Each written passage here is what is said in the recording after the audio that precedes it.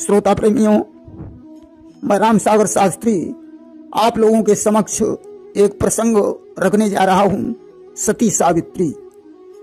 देखिए कि अश्वपति का राज्य था, भद्र देश दरमियान था, यद्यपि सुख साज सब किंतु न थी संतान। भद्र देश में महाराज अश्वपति का शासन था। राजा अश्वपति धर्मनिष्ठ, प्रजाभक्त, न्यायशील और दानी था। उसकी रानी भी बड़ी धार्मिक, सुशील, विदुषी और पतिव्रता थी, जिसका नाम माधवी था। एक ही धर्म एक व्रत नेमा, काय वचन मन पति पद प्रेमा। दोनों का एक ही धर्म था। जो राजा करते थे वही रानी करती थी। मन वाणी कर्म से आठों पहर रानी अपने पति की सेवा में तत्पर रहती थी। कि इतना होने पर भी न कोई कुल कीर्ति बढ़ाने वाला था। इस चिंता ने उस राजा का जर्जरित हृदय कर डाला था। सारा सुख होने के बाद भी राजा के कोई संतान नहीं थी। राजा को यह चिंता दिनों दिन खाए जा रही थी। एक दिन की बात है, महाराज अश्वपति अपने दरबार में सोच की मुद्रा में बैठे हुए थे। उसी समय नारायण नारायण करते हुए देवर्षि नारद जी आ गए। राजा ने उन्हें प्रणाम किया। देवर्षि ने आशीर्वाद देकर पूछा, राजन कि बोले ऋषिराज, आज मुख पर छाई कुछ गहरी चिंता है। ये चिंता रहित तो बताओ तो इस चिंता का कारण क्या है। नारद ने कहा, राजन आपका मुखमंडल उदास क्यों है? आप किस चिंता में डूबे हुए हो? राजा ने कहा, मुनिवर मेरे कोई संतान नहीं है। देवर्षि ने मस्तक की रेखाओं को देखकर कहा, राजन तुम्हारे मस्तक से संतान की रेखा मिट चुकी है। ये पूर्व जन्म का पाप है। फिर भी उपाय करने से एक कन्या का जन्म हो सकता है। राजा ने कहा, कोई बात नहीं मुनिवर, मैं कन्या का भी स्वागत करता हूं। नारद ने कहा, ऐसा करो, वामदेव मुनि को बुलाकर तपोवन में सावित्री यज्ञ का विधान करो। तुम्हारा मनोरथ अवश्य ही पूर्ण होगा। नारद तो उपाय बताकर चले गए। राजा अश्वपति दरबार समाप्त कर महलों में पहुंचे तो देखा रानी उदास है। उसे भी संतान की चिंता सता रही थी। अश्वपति ने कहा, प्रिय अब चिंता करने की जरूरत नहीं है। देवर्षि नारद ने संतान होने का उपाय बता दिया है। अस्तु राजा ने तपोवन में ऋषि मुनियों को एकत्रित किया। ऋषियों ने होकर सावधान मख का मंडप बनवाया है। आरंभ यज्ञ का राजा और रानी को बुला कर आया है। ऋषियों ने यज्ञशाला का निर्माण किया। पूजन करवाने के लिए राजा और रानी को यज्ञ में बैठाया। वेद ध्वनि गूंज उठी चहुदिशी, मख धूम गगन में छाया है। मुनि वामदेव ने ऋषियों से सावित्री मंत्र जपाया है। वेद ध्वनि दसों दिशाओं में गूंज उठी। यज्ञ का धुआं आकाश में छा गया। वामदेव ने ऋषियों से सावित्री मंत्र का जाप करवाया। आज यज्ञ पूर्ण हो गया। यज्ञ के प्रताप से रानी गर्भवती हो गई। मख के प्रताप से रानी ने फिर गर्भ वहां ठहराया है। 10वें महीने में रूपवती सावित्री को उपजाया है। 10 महीने के बाद माधवी के द्वारा एक सुंदर कन्या का जन्म हुआ। राजा ने उसका नाम सावित्री रख दिया। आज ज्योतिषियों को बुलाकर भाग्य की विवेचना करवाई। सिंह लगन में सावित्री का जन्म हुआ था। कर्म भाव में भूमि पुत्र मंगल और केंद्र में बृहस्पति देव बैठे हैं।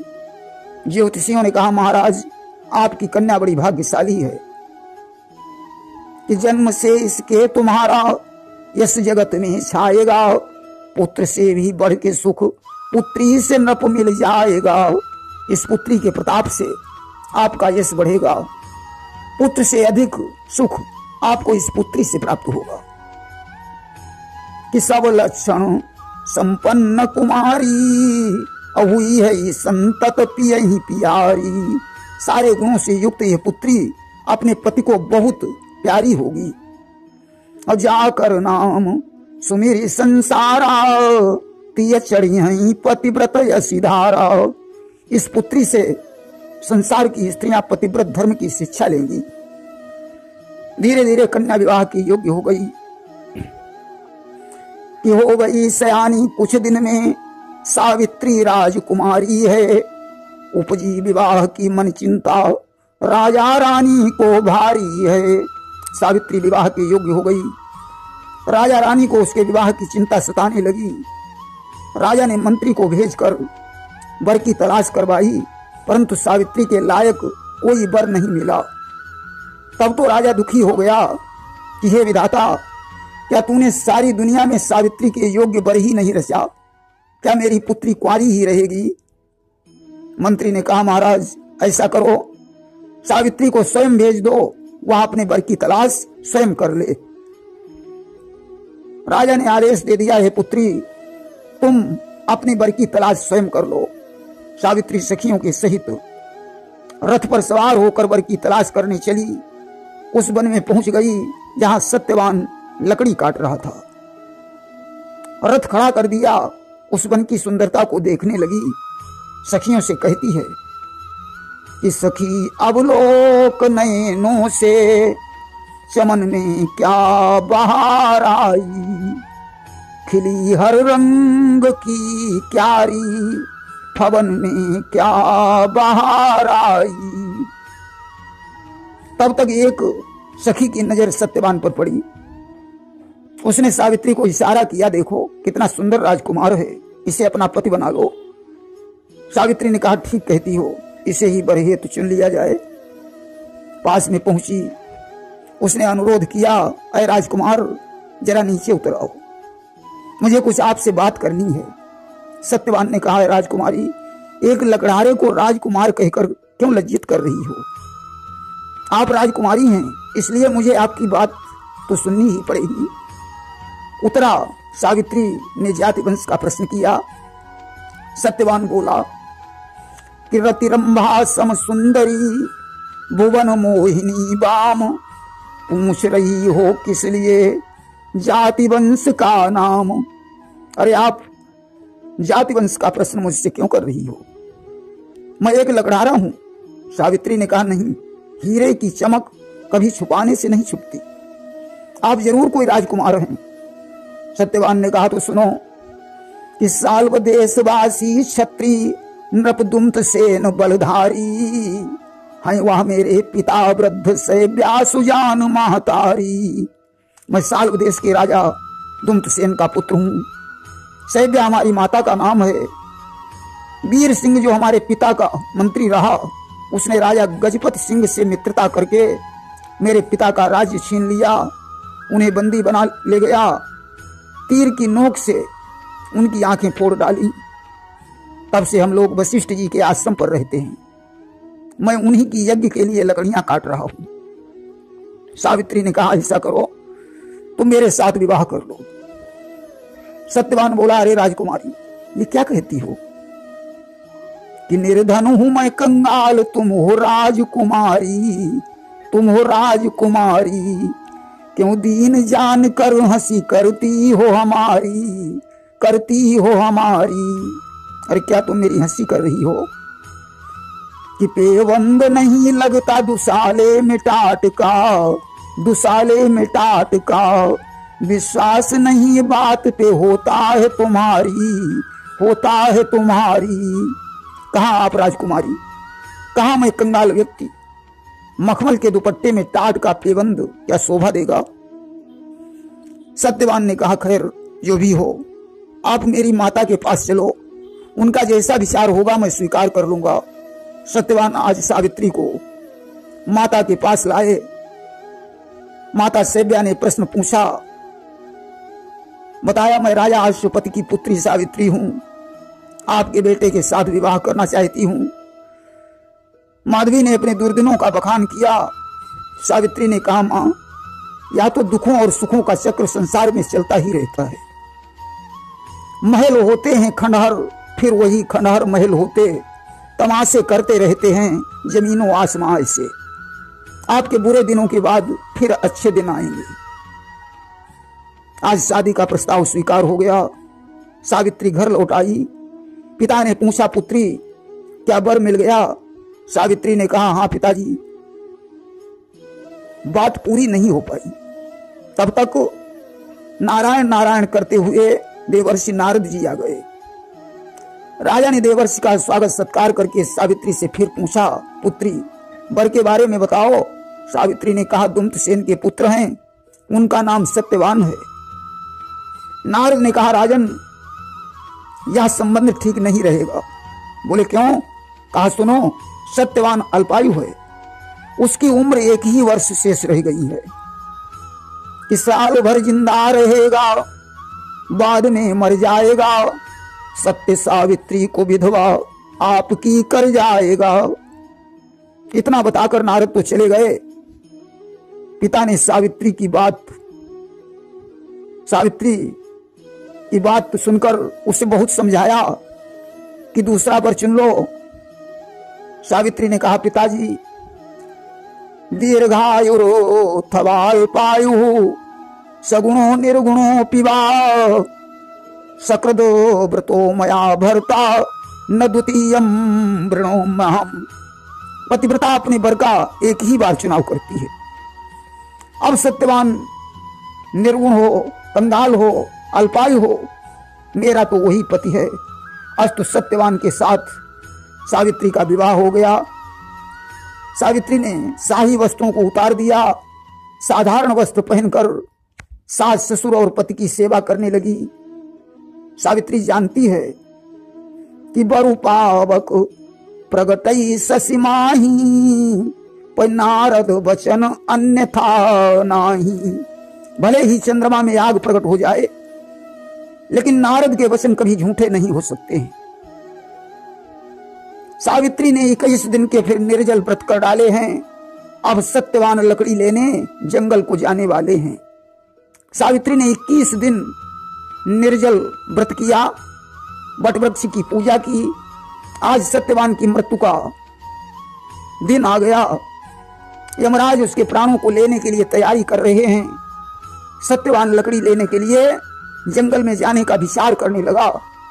उसकी बाईं आंख फड़क रही है। सावित्री को भी अपशकुन हो रहे हैं। हाथ में कुल्हाड़ी उठाई, जंगल की तरफ जाना चाहता था। सावित्री ने कहा, ठहरो नाथ, आज मैं भी आपके साथ चलूंगी। जंगल में जाकर लकड़ी काटने लगा। अचानक मस्तक में दर्द होने लगा, नीचे उतर आया। सावित्री की गोद में अपने सिर को रखकर लेट गया। सावित्री उसका मस्तक सहलाने लगी। उसी समय भैंसे पर सवार होकर यमराज उसके प्राणों को खींचकर चल दिए। सत्यवान निष्प्राण हो गया। सावित्री ने यमराज का पीछा किया। यमराज ने पीछे मुड़कर देखा तो सावित्री आ रही है। यमराज ने कहा, सावित्री तुम कहां जा रही हो? सावित्री ने कहा, सुनो, यत्र में नीयते भरता स्वयं वा यत्र गच्छति मयापि तत्र गंतव्यम ऐसा धर्म सनातना। तुम मेरे पति को जहां लिए जा रहे हो या स्वयं जहां जा रहे हो, मुझे भी वहां जाना चाहिए। यही सनातन धर्म है। यमराज ने कहा, देवी वहां तो लोग मरने के बाद जाते हैं, तुम जिंदा नहीं जा सकती हो। सावित्री ने कहा, यमराज जब मेरा पति मर गया तो मैं जिंदा कहाँ हूं? कीजिए बिनु देहो नदी बिनु बारी, और तई से ही नाथ पुरुष बिनु नारी। जैसे बिना प्राणों के शरीर और बिना जल के नदी होती है, उसी प्रकार पति के बिना स्त्री का जीवन है। कि छीन सिंदूर मेरा लिया है, तुमने सोचा विचारा नहीं है। बिन पति के जीऊंगी मैं कैसे, बिन पति के गुजारा नहीं है। बोले यमराज तेरा भरम है, कौन दुनिया में आके अमर है। होनी होके रहेगी सावित्री, दोष इसमें हमारा नहीं है। सावित्री, ये होने की बात है, तुम ऐसा करो, अपने पति के प्राणों को छोड़कर कोई मुझसे वरदान मांग लो और वापस लौट जाओ। सावित्री ने एक ही बार में 5 वरदान मांग लिए कि पंच वै तेन मे दत्ता वरा सुनुत तानमम चक्षुषी च सुराज्यम च 2 वरौ ससुरस्य च। 2 वरदान अपने ससुर के लिए मांगे। नंबर 1 उनकी आंखें हो जाएं और नंबर 2 उनका खोया हुआ राज्य उन्हें वापस मिल जाए। लब्धम पितुः पुत्र सतम पुत्राणाम शातमना सतम। तीसरा वरदान अपने पिता के लिए मांगा कि 100 पुत्र पिता के हों मेरे, जिनसे जग निर्मल यश छाए। 2 शीघ्र कृपा करके यह वर कहती चरणों में सिर नाए, मेरे पिता के यहां 100 पुत्र उत्पन्न हो जाएं, क्योंकि उन्हें पुत्र का सोच है। चौथे वरदान में सावित्री ने कहा, महाराज सांसारिक रीत से मेरे भी 100 पुत्र उत्पन्न हो। 5वें वरदान में सावित्री अपने पति के प्राणों को मांगना चाहती थी, परंतु यमराज ने यह वरदान नहीं दिया। 4 वरदान देकर यमराज यमलोक के लिए प्रस्थान करते हैं। सावित्री यमराज के पीछे लगी है। यमराज ने फिर देखा सावित्री आ रही है, डांट कर कहा, पुत्री वापस लौट जाओ, अन्यथा मैं तुम्हें श्राप दे दूंगा। सावित्री ने कहा, यमराज आपने मुझे 100 पुत्रों का वरदान दिया, एक पतिव्रता स्त्री से 100 पुत्र बिना पति के कैसे पैदा हो सकते हैं। यमराज की आंखें खुल गईं, बोले, ठीक कहती हो बेटी, अरे जा बेटी, तेरे सामने मैं हार गया, मैं तेरे पति के प्राणों को वापस करता हूं। आज सत्यवान के प्राणों को छोड़कर यमराज यमलोक को चले गए। सत्यवान जीवित हो गया। प्रेम से बोलिए वृंदावन बिहारी लाल की जय।